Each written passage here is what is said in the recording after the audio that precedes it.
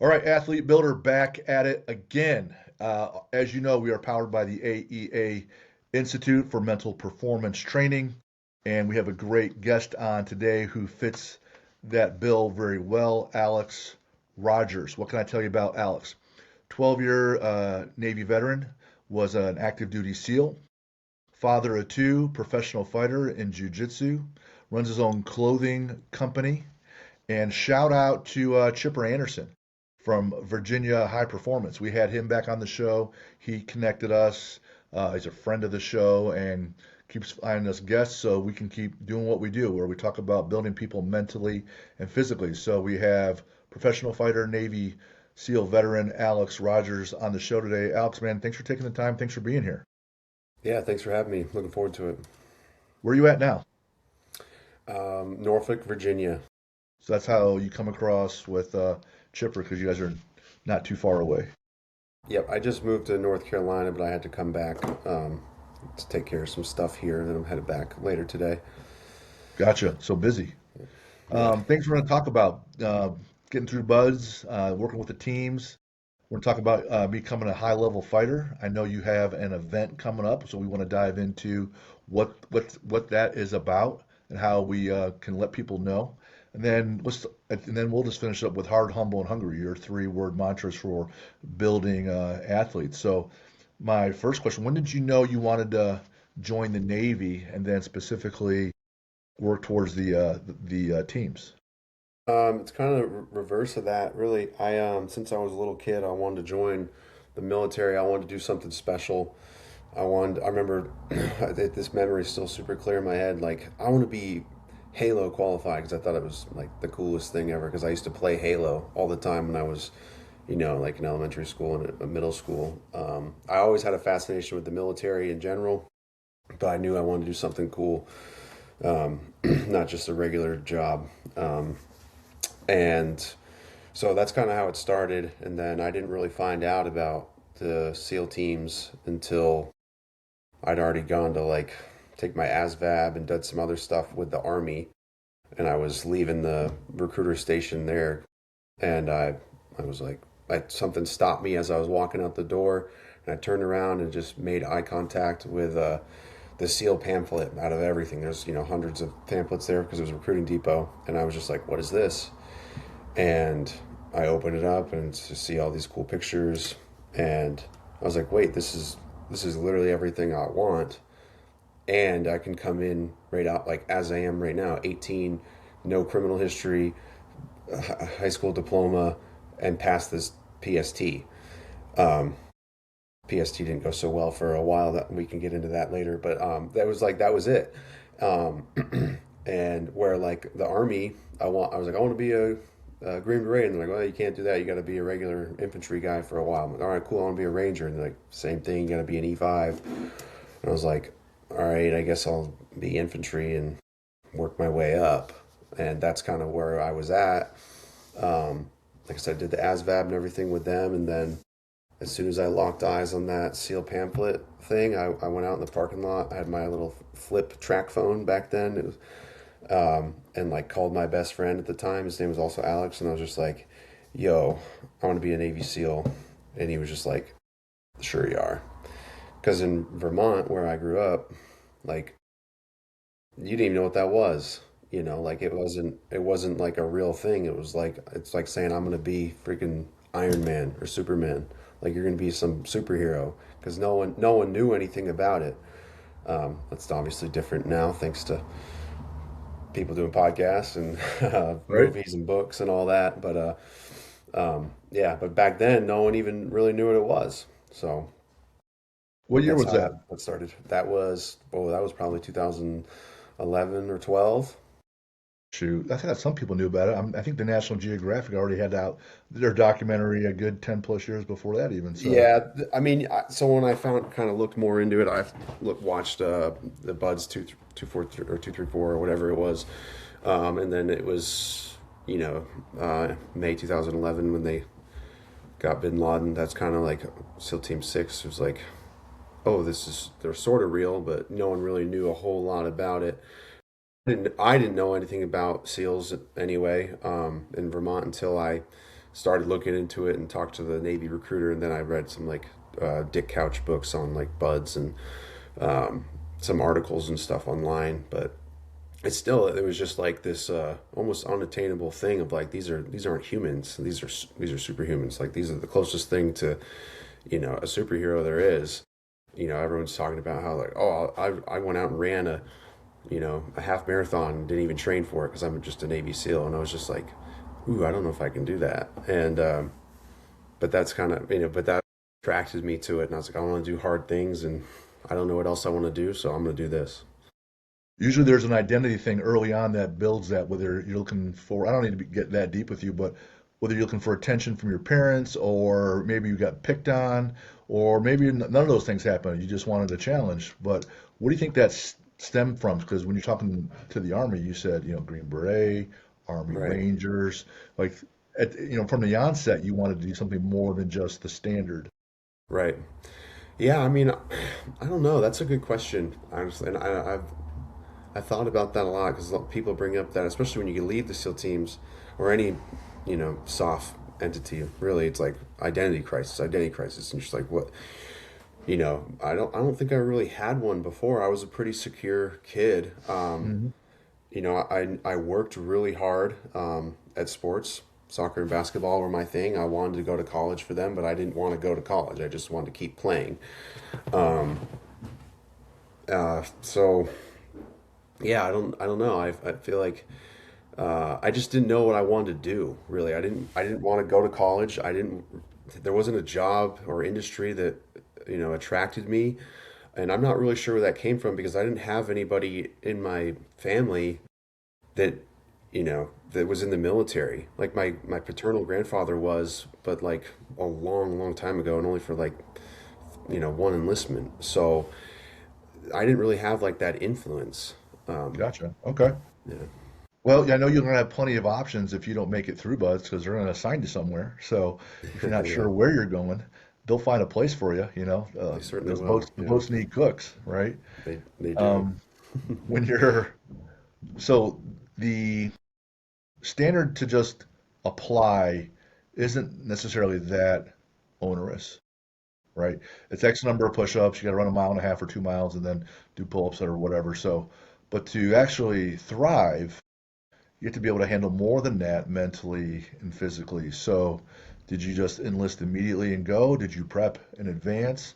What was the thought process and how did you handle next steps? So that phone call to my friend in that parking lot kind of is when step one of like my goal and journey to being a Navy SEAL. That was probably late 2011 or 2012 sometime. I didn't go to boot camp until June 2013, so it took me a little while. So I was like, oh, I can pass this PST, which I did barely. Like I barely hit the minimum standards, just because I wasn't used to it. I didn't really know how to swim. I could save my life. That's kind of what it was. I thought I could swim, but I went and did the PST with a recruiter or a scout rather. When after I met the recruiters, they connect me with the NSW scout, and yeah, we went to this pool at this community college that I used to work out at a little bit. Um, we did the 500-meter swim. I did it in I guess you could call it freestyle. I wouldn't call it that now, but that's what I was doing because I didn't know how to do the combat side stroke. Did like a minimum score was like 12:30. I did it like it's like 11 something, and I took breaks. So I was like, well, this is you know this is weird. Humbling, And yeah, and right? I was like exhausted, and then I did 57 push-ups, 57 sit-ups in the 2 minutes, and the scout, remember, he called, he's like, I'm gonna call you Heinz, and I was like, Heinz. I was like, he's like, yeah, Heinz 57. I was like, nice. There it is. And the I think and minimum was 50, so I barely, like I said, barely passed. And then I think minimum passing for pull-ups was 6. I think I got 9. Um, and then the run, I think a passing for that was like 12:30 as well. And I think I ran at 10:57. And So all in all, the test doesn't take very long, half hour maybe. And I was cooked, and I was like, okay, I got some ways to go, and that's kind of what he said too. He's like, you need to learn how to swim, like do the combat side stroke. He did stay and work with me after, which was really cool. We did some technique stuff, but I mean, he's an aircraft mechanic, and not so he wasn't like super good with swimming. He kind of picked up the combat side stroke through like hit this new job as a scout, but he wasn't like a swim coach by any means. But he helped me out, so I had a place to start from. And I started doing that. I started running more, started doing push-ups, but that took me a while, honestly. Like I didn't really have a technique. I didn't have like a routine. I just kind of went and did it. There was no structure whatsoever, just like gritty hard work. And I made some progress because my body adjusted to this new test and these standards. But it took a while, and then once I started, he met with me like a month or so later. I did a lot better, enough to be like, all right, I'll put you into like the pool of people, and they had do these workouts because I was from New England, so they had like I don't know if it's still around, but it called it SWONEC, was like Special Warfare Operations New England candidates, and travel all over New England and Eastern New York to different YMCA's mostly, and we would Hmm. just do workouts. And there was an active duty SEAL there, and then there was a retired SEAL, and they kind of ran us through workouts, swim, a lot of swim stuff, and then we'd do some runs too. They would have the open workouts, and then we'd have the PSTs, and you could just do as many PSTs as you wanted to kind of get those reps in.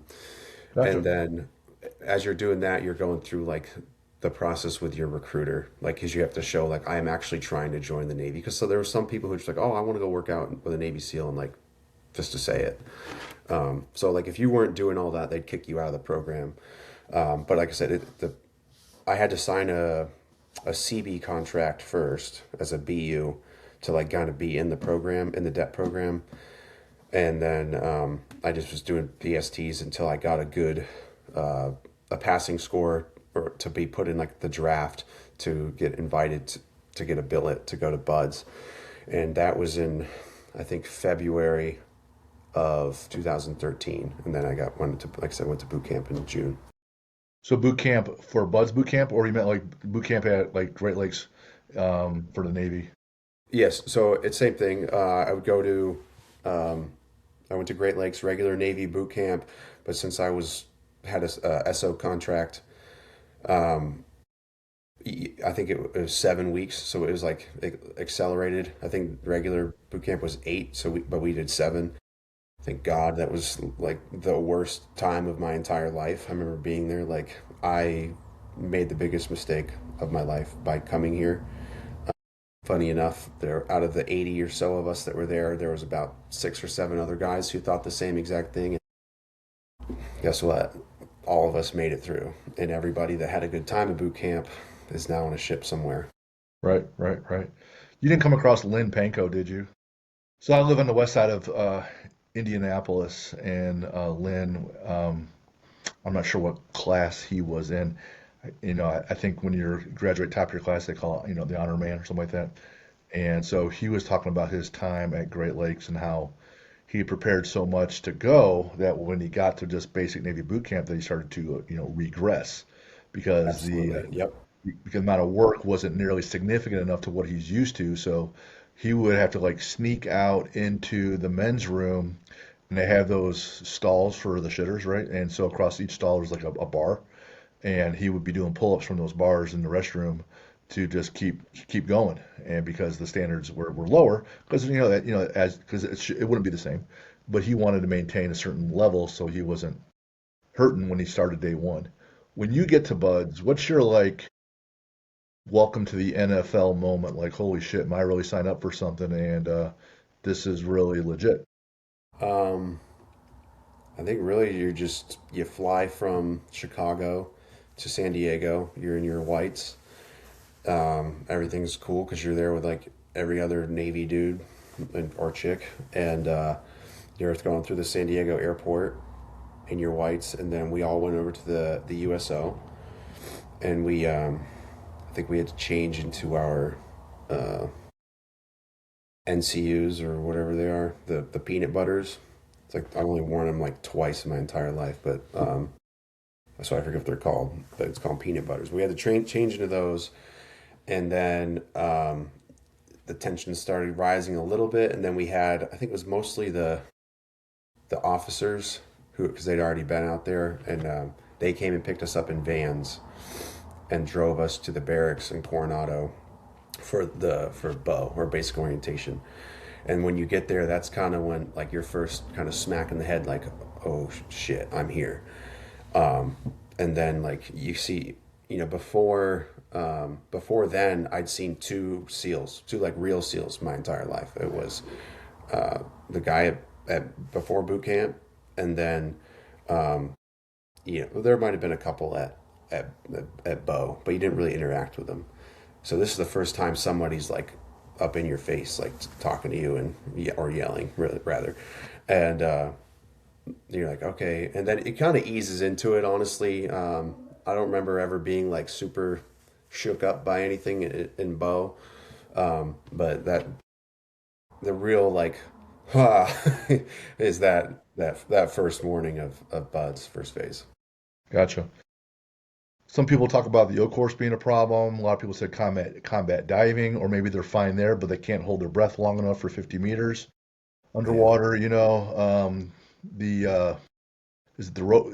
Is it the rope for life when you're on the O course and you're on your belly pulling, yeah, or slide for life. slide for life? Sorry, I don't want to be. I definitely don't want to be disrespectful. Otherwise, it's just being sandy and cold, right? And so usually, I got to believe at some point, or maybe the mud pits, they there's a few moments along the way where you're like doubt creeps in because you don't have the rep yet mentally to think I definitely can do this. Maybe you might believe you can, but there's no knowledge that says, well, I've already done this, this, and this, so I can definitely handle X, right? That's why Right. they're building you up that way. So what was the moment or moments or significant times when maybe doubt crept in a little bit? And then what's your process for handling that? Because athletes have doubt before they get on the jiu-jitsu mat. They're getting ready to pitch on the mound, be at the plate, or it could be some singer in show choir or somewhere on the debate team. There's always when doubt creeps in. So Right. I'm always curious to figure out how people handle that and what's their process. My my first one was the 50-meter underwater swim. I thought it was later on in Buds, and like I was like, I can make it through Buds. I know I can. I know I can, just because previous work experience and like hard things. But I was like, I don't know if I'm gonna make that. That was like the one thing that was super daunting to me, because we did 25-meter stuff in NSW prep after boot camp. I like barely passed that, and then in Bow you did 35 meters, and like I feel like I didn't pass them all. Like it was really hard for me. And then I think it was day two we did the 50-meter, and I didn't know about it till like the night before. So the end of day one, and I was like, okay, cool, I made day one. Like, I'm good. And then there was like, yeah, pool evolutions tomorrow. I'm like, all right, cool. I've done some drown proofing. Like this shouldn't be that bad. And then it was the 50-meter, and I remember like that was the first time where I was like, wow, this this is gonna end real soon. And but I was just like, I did the box breathing, the 5 seconds in, 5 second hold, 5 second out, whatever. Just trying to stay calm. I don't know what my heart rate was, but it would be interesting to see, for Higher than sure. you want. Yeah, way higher. And I just was like freaking out about it. And some of the rollbacks were like, everyone was like, go as deep as you can because the pressure is different. And like it kind of compacts your lungs a little bit so you'll be better down there. And then some of the rollbacks were like, there's little tiny holes like the size of a finger at the bottom of the pool. If you find them, you can kind of like put your finger in and like it'll propel you like a little bit faster. And I was like, all right, cool, because that's what they used to like tie like the rope to in the bottom when you do the underwater knot tying. And so I was like, okay. So I remember I jump in. I feel like I remember most of it. But I jump in. You jump in. Do No, a no somersault, right? goggles or anything. Yep. Well, you jump in, you do a somersault in the like at the bottom of the pool. You can't kick off, but you have to do a flip, and then like from a dead stop, pretty much swim across the 25 meters. You can kick off on the other side, and then And swim that's back. when, and then you come back. And I started, I remember on the way there, I was definitely at the bottom, couldn't find any holes, but not that I Fuckers were was really lying to trying to, me. yeah, I kick off, and then I remember I was probably 10 meters after the kick. And, that was like the furthest, that was around the 35 mark. And I was like, uh-oh. And I kind of remember I started kind of, losing my vision a little bit, like this isn't good. And if you broke the surface, like you failed, even if you made it all the way. Like if your head can stay under, but if like the top of your head comes up, like it's a fail. So I was like, just don't break. Like just if you feel like you're about to go out, just do a huge kickoff and just see what happens. So I think probably around that 35, 40 meter part, like I could see it's coming in closer. I'm like, all right, I'm about to be out. And then I did that. I think I closed my eyes and was just like, just go until you hit something. And I remember I touched the wall and I go to lift up to come out, like to go to surface. And I touched the wall and I went like this and my head was out of the water. And I was just like, oh, that was so Close. close. And then they crouch down, they start screaming at you because you have to be like, I feel fine. And I was just like trying to catch like, and they're like, how do you feel? And I'm like, I feel fine. And then I'm like, I flop down on the pool deck, and they just get in my face and just get out of the pool now. I'm like, okay. Yeah, Roger that, no problem. And I got out and took like a breath, and they're still yelling at me. And then I run over to the line of all the people that passed, and then I sat down, cross-legged, and I was just like, I did it, like smooth sailing from here on out. And that's not true, of course, but that's how I felt at the That was the time. I thought. was extremely proud of myself. I was like, I never thought I could do it. Honestly, I don't know if I've done it since. I'm not Well, good at one it. and done. My understanding is that when you stroke and kick, you're not trying to go a mile a minute going really quickly. You're trying to conserve energy and oxygen. And we had Mike Getka on the show once. He's a retired SEAL, but trains potentials that they'll train with him down, I think, in Texas, and he'll prepare them for when they go. And he talks about when you start to panic, how that burns so much more oxygen internally. So learning to keep yourself calm, like you said, the box breathing, but there's still also the stroke rate is slow, handling the internal pain, knowing you're going to be okay, and then getting through it and being able to stay conscious is huge.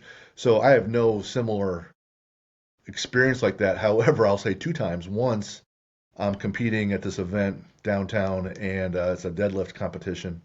And when you, it's a German fest, so it's a different kind of deadlift, but still the same. And so all these drunks are at German Fest and they're screaming, giving me tips as if they know, right? My wife is there, thank God, because she's a good coach and she's working me through the event. And I'm getting ready to do this last pull because she said I had one more in me. So it's 6:08, and I had asked the guy behind me, because you climb up this platform, and well, so you're elevated above everybody. So if you black out and fall, you're going to fall 4 feet into the concrete or the crowd. So I told the guy behind me, hey man, would you just be near for a spot? And you can't really spot on the deadlift, but he had a couple of fingers in my belt in the back, nearby. And so there's the officials there with his arm raised for the down command after I finish the lift. You have to wait till you get the down command. And so I break the weight off the ground, but it's slow, right? It's super slow. And as I'm locking out, because it's not done until you're fully standing up straight, hips locked out, legs, etc., the light around me is getting narrow, right? My hands are closing in on my eyes. So now it's really dark. And I was like, holy shit, I'm blacking out. So I squeeze, I hear my wife, because she's in the front, all I hear is squeeze, which means, squeeze your ass.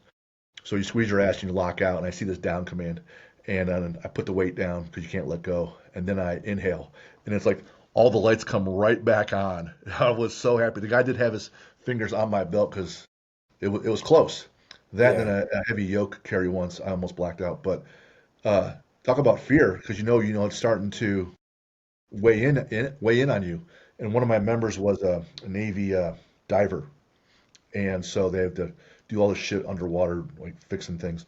And I go, how long can you hold your breath? He goes, I got to about 4 minutes. I go, what's your vision like? He's like, it's like you're looking through this tiny little size of a dime, right? It comes down to nothing, and then at that point, you know you're about out, so you got to get some air. Yeah. So there's times when you panic, but also learn about yourself, right, Alex? Where you're like, hey, this moment was terrible, but I learned about myself. So then it builds confidence, right? So as you build confidence, you know it's day two, and Hell Week is early on in first phase. Any other moments like that where you're like, oh shit, man, but you're able to get through it? Yeah. Um, I think the only other like big one for me was it's probably week two of Buds first phase. We had like night surf passage, I think it was, and we went over to Gator Galley for dinner. Um, and a lot of guys would quit at dinner. I'm not sure why, because everyone's like just make it to the next meal. So like they'd go and eat and then they'd quit. And then a lot of them would give like a speech of like why they're quitting. I'm just like, dude, I don't care at all to hear this. You don't need to justify to us. But that was just the thing that people, at least in my class, I was never rolled, so I don't know if it was a thing in other classes, but that's kind of the trend in first phase where people give a speech usually, um, or they would disappear and never come back. But anyway, that I remember this particular night eating dinner. There was a couple of guys that quit. One of them I was like really good friends with, um, and then there was this rollback that everybody hated. Um, he's such a douche, but absolute stud though, like physically just a beast. Um, because he was, yeah. Anyway, I don't want to get into that, but he stood up there and was just like, tonight is going to be super cold. Like, if you're going to quit, quit now because you're going to hurt your boat team by going out there if you quit. Like, we want to have, once you leave here, you're not allowed to quit because you're not going to let your team down and make other guys carry your weight and struggle. So a bunch of people quit because they're like, well, I don't want to be a dishonorable man. I want to, be a good person. So I'm going to quit. And, that's why some people are like, I'm quitting because I'm a team player. Like, that's not really how No, that works, but all right. right. And they were saying how cold it was going to be, and it was so miserable. And like, he's a rollback, so he's like, he's done this before. Like this is like a terrible night. And I remember just like sitting there, just like bug eyed, like, dude, this sounds terrible. That was like, honestly, the only time I ever thought about like actually quitting butts. Um, there was times where I was just like, I'm gonna die, like I'm not gonna quit. Like I will literally die. Like in the pool, I was like, I'm not quitting, but if I pass out underwater, then so be it. I don't care. And there's quite a few times in the teams where I would like take a breath and be like, I'm about to die, but whatever, I don't care. And which is a very strange feeling to be like, I am totally accepting that I'm probably gonna die, but I'm gonna do this anyway. This was the only time where I was just like, I actually thought about quitting. Like, I'm going to call it and I'm going to just go do something else. And so I didn't quit at dinner, obviously, but like I thought about it. And I remember running back to like Bud's Beach. It's like almost a mile, I think, from Gator Galley, the route we would take. And and it was cold, it was windy. And I was like, man, this is going to suck. And then I literally, I thought, I was like, maybe I'll just quit when I get back before we get out there. And my girlfriend at the time was in the Navy too. We joined the Navy together. We dated before the Navy. We were both from Vermont. She used to drive me to the recruiter's office and stuff. So I say this because I had a lot of history with her. Like, she knew this is all I ever wanted to do, was just be a Navy SEAL. Like, first time we went on a date, I was like, this is what I want to be, a Navy SEAL, just so you know. And not to like try to impress her, it was just like, if you don't want to move, just know this. But anyway, so she was in the Navy and she was on an aircraft carrier and they were doing an underway. And I look out in the, in the ocean and there's the aircraft carrier. Like, it's not that far off, maybe a mile or two, and it's huge and it's all lit up or whatever. So I was like, and everyone that quit from my class went on her ship. Like the amount of stories she told me was hilarious from people saying stuff, which is just wild. Anyway, I was just like, if I quit, I'll be on the same ship as her. And I do not want to be an aircraft carrier, like at all. I hate the Navy. Um, I hate the ships. Like, if I wasn't a SEAL, I would never be in the Navy, straight up. Um, I so I saw that, and that was like kind of like, all right, well, can't quit yet because, and then also, it was like two things that stopped me from quitting. What the second was, I look at my window at the 618, the first phase barracks. I was on the at this point at the third floor, and my window faced the ocean, freaking $10 million view. Like nowadays, if you have that view in Coronado, anywhere else off a base, like you're paying top dollar for that view. And I had that view. I'm freaking 100 feet from the beach, looking Nice. out, and I look up and my light's on because my roommate quit, and and I look up there, and I think this is really what solidified like not quitting. I look up and I'm like, if I quit, I'm gonna go up there. I'm gonna look out my window. I'm gonna see the aircraft carrier with my girlfriend on it, and then I'm gonna see the entire class in the surf zone doing their thing. And at some point, I'm gonna have to call my parents and be like, "Hey, I quit." And I straight up was just like, "Fuck that!" like I was like, I like whatever. I'll die in the water. I don't care. I'd rather. That's more honorable to me than quitting. And I went and got everything together. Whatever, went out. Did the. I remember the first like time I got in the water. The water felt like a freaking bathtub. And I remember I got in the water. I just started shaking my head, kind of laughing to myself. And I was just like, that piece of shit, dude. Like he said how cold it was. Not that I'm, who knows? He maybe didn't know. I don't know. But I was just like, the water never felt warmer than that night. And That's I mean, I was amazing. there. I was in there in a winter class. This was November.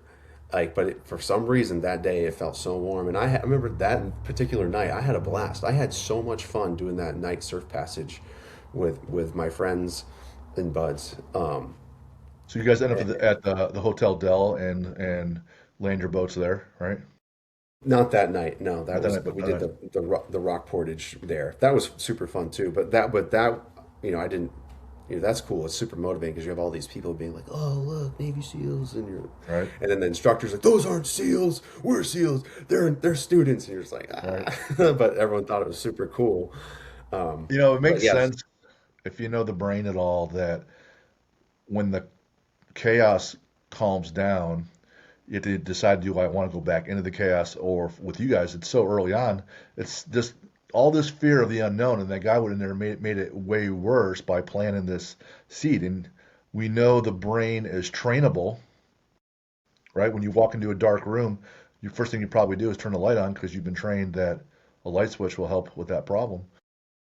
And so he completely sabotaged all those brains. And so when people are sitting there and they're in their thoughts, yeah, they want to quit. When they're kind of just moving forward, but they're doing it, like they're progressing. Like, well, this sucks. Like I had bad jobs that sucked, where you're out in the heat, mowing yards and doing like landscaping with your buddies for like a summer job, and it's 90 degrees and humid. But you're talking to your guys, you're with your guys, you know. But even if you're in isolation, like it's only temporary. At some point, they got to like, hey, get out of the water. You get to have another meal at some point. And when they focus on the unknown or what could be or what is versus, want to get there, they want people to pass at some level or rate. So they're going to set the progression, the natural progression to be attainable. and I handled the last 2 hours, I could probably handle the next 2 hours, and then probably the next 2 hours. And then if you just look, one step in front of your face and say, well, I can make that step, and then just narrow your focus and get out of your head. So you have to constantly look smaller and smaller and then handle that Yes. smaller and smaller goal. You sit there in your thoughts, and man, I don't like I've been coaching people for a long time. I don't like being in my own thoughts sometimes. So I just narrow my focus. Fast forward, we can spend the whole session on this. I know you were 12 years in. Uh, any other major lessons? Because, if you listen to like people like Jock or Leif, they'll say, well, yeah, it's just buds. It's just some push-ups and being cold. Being a team, being in the teams is way different. It's much more than that. You still have a lot, the learning curve is much higher. You're working with all these groups. And so I'm always curious because I want to talk next about your willingness to get your head kicked in and kicking other people's heads for a living and then promote that. Like, so any other lessons on resilience that came from being in the teams? Um, I mean, yeah, I think confidence is the foundation for resilience, and you get confidence by doing things, pushing yourself to do things, and then like the more you do, like the confidence boost I had after that 50-meter swim, the confidence boost I have to after overcoming that fear, that what if the water is ice cold, like coming over, like that's how you start to build resilience, I think. Um, and that's What about, Buds is, sorry, go ahead. what about the process of, hey, how about if I just quit what ifing myself?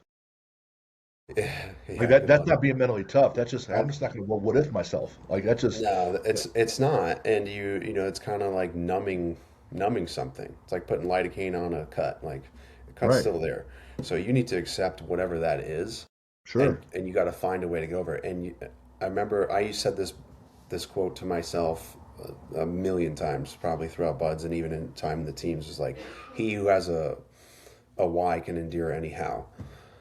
So as long as that why is stronger than how, or that means something to you, like it's not, this isn't a resume builder, this isn't so I can propel myself into a political career or I can write the next best-selling book. Like my why is because I want to be part of this, I want to do this, this is what this means to me.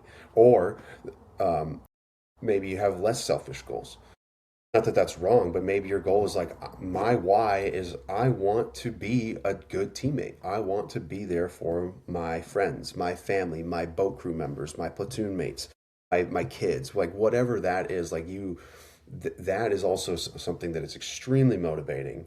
And that's there has been a shift from when I was, a young 21, 22-year-old kid going through Buds to now being in my 30s with kids, and a business and like trying to do these other things. Like that why has shifted, but the my ability to handle how has, has changed, but it's the same thing, just in a different, parallel. Yep. What I tell athletes is when you have a big endeavor, career move, big goal you're looking at, trying to make a team, play in college, whatever, write down all the whys. And some are going to be big, right? And anyone that's beyond you and your identity, like I'm doing this for my family, for my, for God, for being on this team, those are going to be powerful. But if you're also doing it like, hey, I want to look good, and chicks dig dudes like this, and it's great for my ego. Like, it's okay having those smaller ones. They won't get you as far, but nothing wrong with having 10 small ones and two big ones. Take them Yeah, all. Take them yep, all and leverage them all whenever you need to, So exactly. Yeah, fast forward, you're moving out of the team. So it must have been recently that you stopped, right? yeah. May 29th, 2025, my last day. Oh, wow. So not even a year. Yep. Okay. Wow. And I'm looking through you and I see that you uh, pro fighter in jiu-jitsu and you're looking to compete professionally while simultaneously promoting um, a major event on the East Coast. So first question, why jiu-jitsu? Why not karate? Why not whatever? Why jiu-jitsu? And then two, why promote an event? Why not just compete yourself? Because two big goals like that, it's like having two quarterbacks. You have zero quarterbacks. So if you have Yeah. two big goals, then do you really have any? Is it? And I'm not here to criticize you, I just want you to help me learn. Yeah, no, very valid. I get asked that plenty of times as well by others. So first, jujitsu. I started doing jujitsu really in like April 2023. I've always liked combat sports, martial arts in general, since I was like 18 or so. There isn't really a spot to do it in Vermont, but that's what I like to do, or tried to do anyway. And then I did a little bit. I had a friend that I used to work with that used to hold pads for me and stuff. And so I was like, I love this. This is cool. And I had a heavy bag in my basement. I would hit it and like thought I was Mike Tyson or something. But and then I joined the Navy, and we did a little bit of stuff throughout buds, mostly striking though. We did it. There was a little bit of jujitsu here or there, but like it was mostly just like punching and kicking. And then we did the combatives course in SQT, and I was like, this is awesome. I love this. And then I just kind of stuck with striking a little bit here or there, and then I went through a really rough time at my second platoon, and was just like in a bad spot. And one of my friends was like, hey, my friend Chad does like boxing in his garage on like Saturday mornings. Like, we should go. And I was like, all right, cool. Yeah, like, why not? So I started going there, and then Chad ended up, he was a boat guy. He left the SWIC team and went over to the combatives command. And I would start training with him. Like, we just hit pads, mostly boxing. And I was like, this is really cool. And I never liked jujitsu. I had a gi someone gave me, but like I wasn't into it at all. And that was old San Diego. And then I moved to Virginia Beach, and was at a boxing gym there, having a good time. And then the old combatives like instructor, he's a civilian.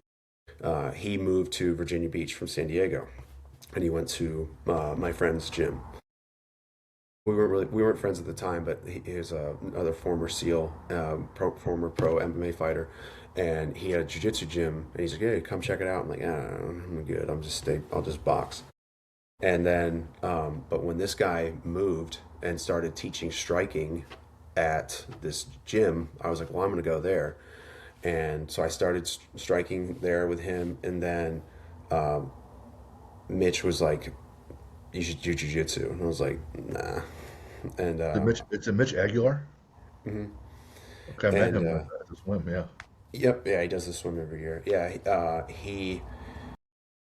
I was like, all right, well, because he let me train there for free, which was really generous and awesome of him, just because I was a SEAL. So I was like, all right, well, at least I could do is do some jujitsu, and I did it, and like I didn't. grudgingly. I just didn't. Yeah, I was like, I didn't really like it, and it was weird because I always felt like I picked it up faster than everyone else, which was weird for me because I've always just worked twice as hard just to be average, and but jujitsu just things just clicked a lot quicker for me. But I was like, I'm not into this, and so anyway, that was probably December of 22 when I started going there, and then it was probably around January or early February. One of my friends that was there, he was god awful at striking, but he tried. But he was super into jiu-jitsu. He's like, hey, you should sign up for the a grappling industries tournament. It's coming to Virginia Beach. Like, and I was like, dude, I don't even do that. Like, I'm not into it.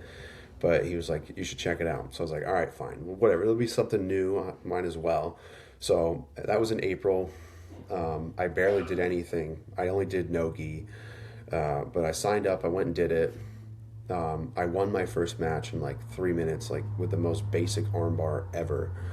And I was like, this is so stupid. Like, this is so easy. Like, I can't believe people like think this is legit. Jiu-jitsu is not real. And then I did my second match and got just destroyed, like 22-0.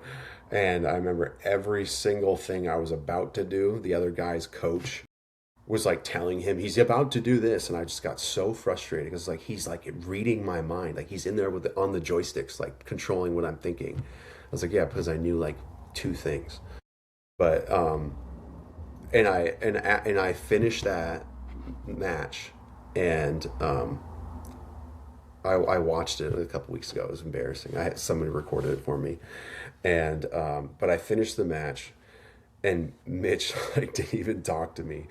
I was like, "Hey, man," and he was like, "No, nope, I don't want to hear it." I was like, "All right," which I was really thankful for because there was a couple other people that lost, and he went off on them, like, "You're an embarrassment to me, and you should be ashamed of yourself." And I was just like, "Oh, never mind." He said not to say anything. I'm not saying anything, and because he just went and won like everything, he crushed that tournament. He like won double gold in absolute and gold like in his no gi or gi or whatever he did, and then like I just got starched, and after that, that was like that was never happening again. And from that day, it was like April 29th, I think, 2023. Like ever since then, I've just been obsessed with jiu-jitsu. There was an absolute switch that went off from like loathing it to being like obsessed. And for a You got your ass while, beat, like you started caring about it now. Like I get yeah, my ass beat at tennis, like okay, well, whatever. I'm not. yeah, but I was just like it was cool to do like an individual thing. Like I'd done boxing things a little bit like at the gym. I never did like a fight or anything, but I did that. But to go out there and like do this was just so cool, so much fun to me, super motivating. And I was like, man, this is all on me. This isn't like a team thing. Like I get to do this, and I I just got into it. I was doing two a day, sometimes three a days. Like I just got super into it. So I've only been doing it for like 3 years, but I'm excelled super fast. One, because I said it clicks a little faster than me than most, I think. And two, like I've always felt like I work twice as hard to be average. Now I'm working still twice as hard, but I get it. So it's come on to me pretty quickly. What belt are you at then? Purple. Purple. Okay. A lot of times we'll say black belt's 10 years, Yeah. right? So it sounds like you're moving through it quickly, but there's still a ways to go. Yeah. What's the timetable to fight pro then? You have to be a black belt, right? No, no, there's pro blue belts. Really. Okay. It just kind of, I mean, I like it's not as cool as it sounds as saying I'm a professional athlete. That just means like I go, or a professional jiu-jitsu person, because like I'm a pro because I've done pro shows and I've gotten paid for like ticket sales or whatever else, like it doesn't even cover my plane ticket usually, Okay. but So we're not talking, $250,000 a year no, income. not yet Gotcha. anyway. Not yet. And then I try to And have get you have you have sponsors. you, have you rolled with Mitch? Yeah, How's that go? I haven't rolled with him in honestly over a year, so Okay. I'd like to do that again, see what Would like happens. to, want to, or must do it, you think? All the above. All of the above. Okay. That's more commitment than I like to. So that sounds awesome. Running an event. Why? Who cares? Is that a moneymaker? Is it just fun? You get to see people with that look in their face, say, "Hey, I did something new," or you just want to do something like, "Hey, it's because you wrote like, I want this to be the best fucking thing ever," on the East Coast. So that's not just having a few people. Like during COVID, we had one tournament at my gym because everything was shut down, and my gym was 10,000 square feet, and it was opened once the ban was lifted. I was willing to rent out whatever because I went like so many weeks without revenue. So this guy comes in here and fills the 10,000 square feet with these mats and TVs and everything.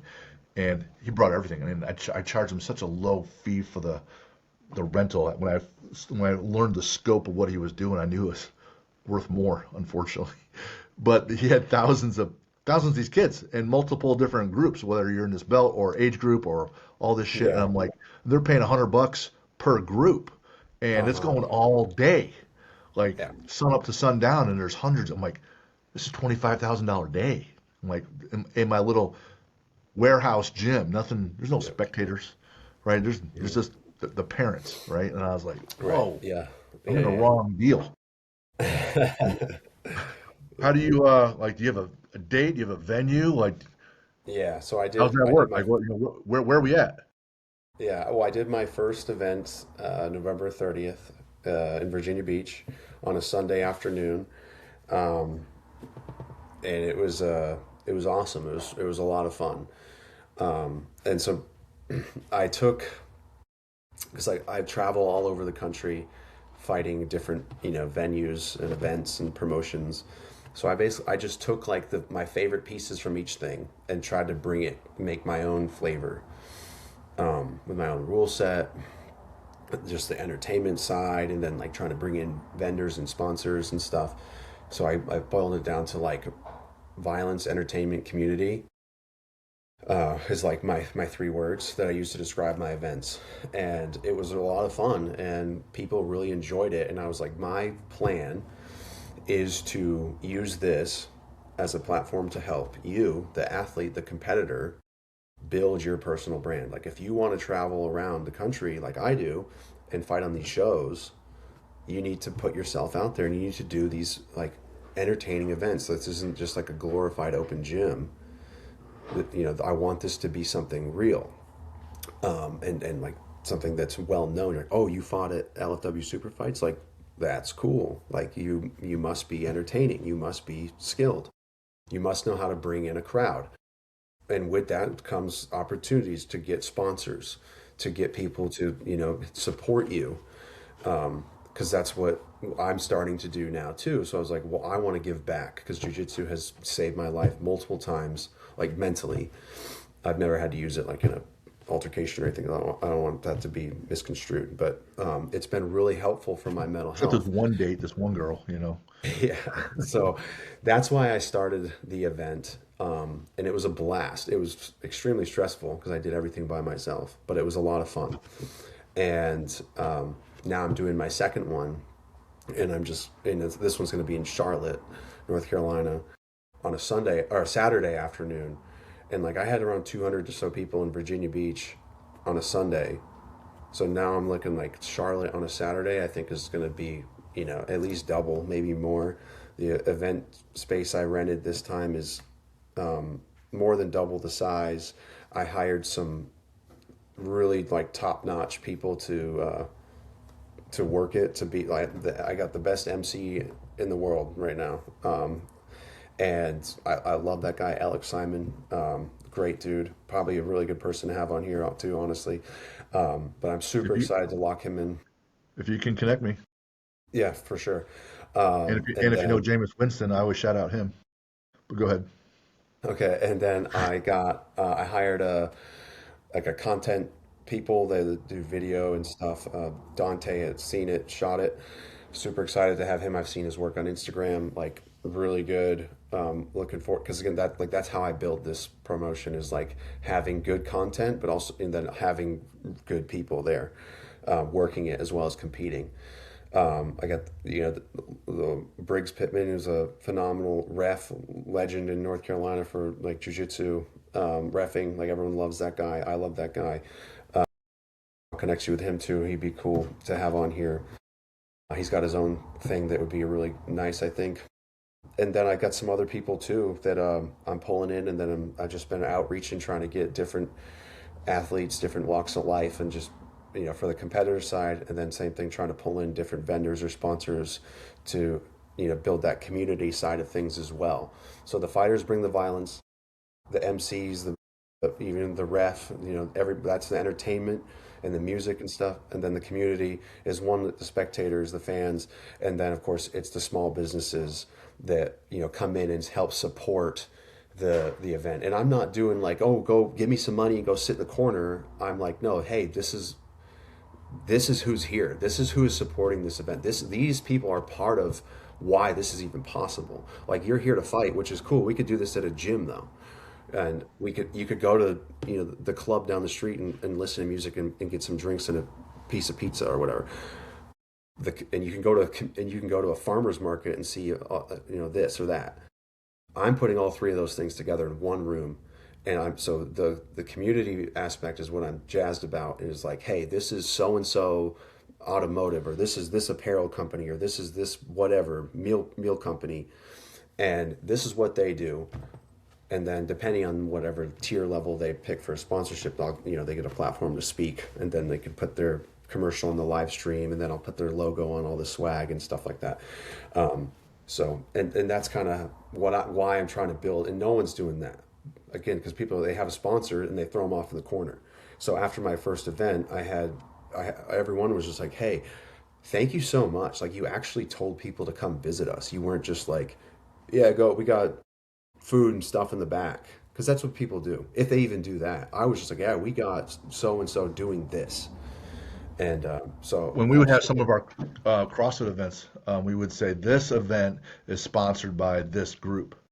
right, That one, that's just the whole event alone. So if one of the workouts would be sponsored by this group, and then they would provide prizes for that event. So if you won that event and it was all massage company, they're getting free massages, whatever else. So we tied the sponsors to one of the actual events. Now, I'm not saying it's what hmm you do, but it's one of the things that we did to help highlight them some more. And so that the winners and those families would have to go over to the sponsor to receive the prizes and gifts, right? And then they will be on this other platform. We take their picture and everything else. So we're always trying to reward people that are helping us out financially. There's that's usually right, small business owners trying to make it, and they're worried that, hey, I'm going to give this money, and it's really just a donation. It's not anything that's going to generate business. But when they know it generates business, they're like, well, shit, man, here's some more money. What else can we do, right? So, right, exactly, yeah, you know, awesome. Um, the mantras are like huge, and you can hold on to them. They'll help propel you. One, they're short to think about. Two, they can be powerful, right? So, like, I have the word sisu tattooed on me. It means, never give up. It's from Finland, right? yeah, So, when yep, I see hard, humble, and hungry, hard, do hard things, humble that, hey, you're not perfect and you're not the best, don't be a douche, right? And then hungry, keep pushing. So, Kaizen's another core value where we're trying for constant improvement. So, hungry, trying to evolve. And then, the three H's, so alliteration right there. So it's kind of catchy, but hard, humble, and hungry. And I think um, something simple like that, but meaningful, can push a culture and a team well beyond what they think they can do. Talk about how you came up with those three words, how your event might represent some of that, how that's beyond you, and when you're trying to when you're coaching folks, how that all comes out and how that all comes together. yeah. So it started um, back my as a new guy at SEAL Team Three. I had bought a like a Team Three hat from the MWR or whatever, just a black hat with a red Roman numeral three on it, and we were out in Nyland one night when we first got there. I was in the truck, and I remember everyone used to like stay hard or whatever. And there was a guy, David new, Goggins kind of deal. one of my friends used to wear this shirt. That always said the hungriest man eats. So we used to always make fun of him for it. And then of course, like being a SEAL is like, be humble, quiet, professional, and stuff like that. So I was just like, I wrote in the brim of the hat, hard, humble, hungry, Okay. and like, and that's kind of where it started. Okay. And then it just kind of evolved. And I remember my third deployment, Team Three, we went out to Saudi Arabia, and I was in charge of setting up this like program with the Saudis. And at the end, I had to like give like a motivational speech, pretty much, to these guys. And I was just like, I'll just talk about these things because this is what's carried me through my entire career. Subconsciously, though, it wasn't even like a forethought. It was just like, huh. And then I gave this speech, and of course, it had to be broken up because they had to translate it, Boy. which was challenging. But I remember at the end of it, I had a couple of my friends who were like, "Dude, did you make all that up?" I'm like, "Yeah, like this is, I believe in this. This is my thing." And they're like, "That was really cool." I Yeah. was like, "Yeah, it was, I guess." And then, I guess so. it just kind of just sat there in the back pocket in my head, like whatever. And then as I got out and I was like, I want to be a coach because, like I got two kids. I'm divorced, so we have 50-50 custody. My life's been crazy, so I haven't been able to see them as much as I'd like to. So I was like, I can't go work some other job. Plus, it's just not in my DNA. I can't do that. That's not who I am. And I love helping people, and I love, trying to build other people up. That's why I started this event. And I was like, I'm going to do this coaching thing. Um, I was like, well, this is going to be my thing. I'm gonna go off of these three things because this is like, even though it's not in the front of my brain, but these are the three things that have pushed me to be where I'm at right now. So it is in the front of your So brain. so it is now, yep, and that's what I go off of. And when I'm not one of those things or not all three like I should be, that life gets tough. It gets a lot harder. Um, and you They, want to they heart. call that the reticular activation system, your mind's eye. So now subconsciously you develop that. So now that becomes who you are. And you'll know quickly, I don't want to speak for you, but you'll know quickly when you're off the path of those three things, so that's what speaks to you, you'll feel out of alignment. Like I'm Yes, avoiding some of the hard things. The hard things, I'm like these hard conversations or sales calls. Like I'm avoiding some hard things, so I'll feel out of alignment. Or I'm walking around just talking about how great I am, man. I got the best event ever, and I'm whooping ass. Next thing you know, you won by an easy arm bar, and then you're down 22-0 because you forgot to be humble, and that's you right. got humbled. And then hungry. Well, I was pushing, at this level of standards, but I don't really. I eat a lot more worse food. I'm staying up late, drinking more beer, right? Not nearly as hungry, right? So you'll feel out of alignment because it's so interwoven in your brain synapses, if you will. So, and if that culture defines you and your coaching and your gym, then the people you work with will be impacted similarly, and then that'll define a bunch of their identities and carry with them for a long time. Yes. Love that. Love that. Oh, you know what? I forgot. I always like to end with my rapid fire questions that last about 1 minute. I also want to find out where people can find you. Let's say, I would say when you're lifting, do you still lift or no? Not so much. I've been getting a little bit more back into it. I'm like naturally very strong. I've always have been. It's cardio that's kind of my the thing I have to work hard for. Gotcha. But I have been lifting more recently. So if you're lifting or you're running or you're whatever, what do you listen to? Oh, it really depends on my mood. I'm a mood listener, not so, but so honestly, either like hip hop or metal or like Wetzel. I love Wetzel. Get out of here. I'll get you all over the place. That's awesome. What's Yeah. an adventure to a place you've never been to that you have to go and try out? What? Say that again? Like you want to run rim to rim in the Grand Canyon, or you want to go hike Oh, Machu Picchu, or you want to just go sit in the Alps. What's an adventure place you haven't been to that you want to do? oh, I want to do Kilimanjaro. I think Gotcha. that'd be a good one. Hmm. The guy that runs AEA, the AEA Institute, he did it after his wife passed unexpectedly, and he raised like I don't know $500,000 by doing this climb because you want to honor his wife, and that's what he climbed, Yeah, Kilimanjaro. And then Kyle Maynard, have you come across him? yeah. He came to the our combatives course when I was in SQT with because he's really good friends with Jeff Gum, and Jeff Gum was one of the combatives Yeah, Jeff was instructors. on my show.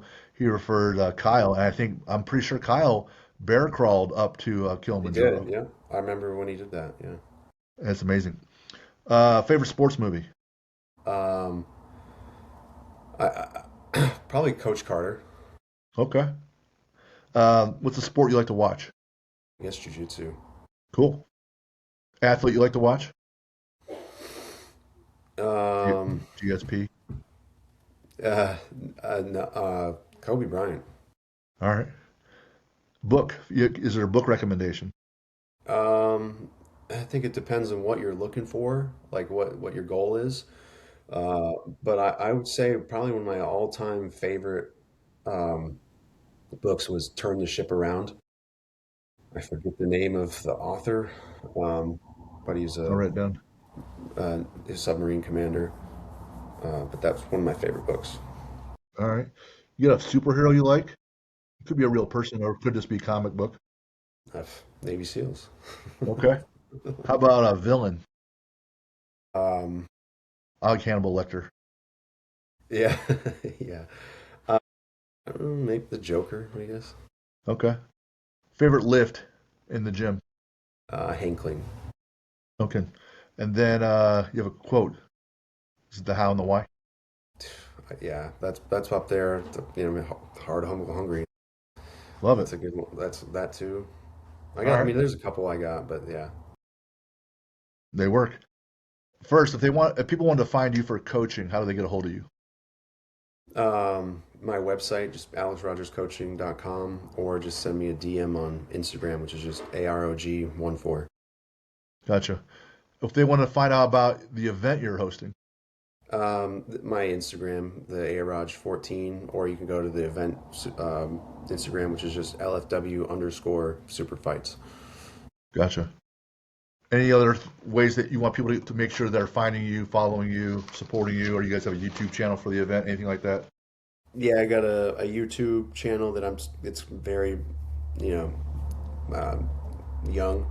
So, Okay. but it's just, I think it's Alex Rogers LFW, or you can find me just on LinkedIn too. Awesome. Awesome. And for those that want to continue to reach out to us, info at athlete-builder.com. We are powered by the AEA Institute for your mental performance, and the Mental Edge Academy is what we utilize. And we have office hours Tuesdays and Thursday nights, so Eastern. So reach out to me so we can get you dialed in there. Alex, loved having you on today. Learned a lot. Loved hearing your story. Things I can Thank you. take away from there very easily, and I'm looking forward to sharing it with everybody else. So, man, thanks for taking the time. Yeah, absolutely. I love being on it. All right, see you. So yeah.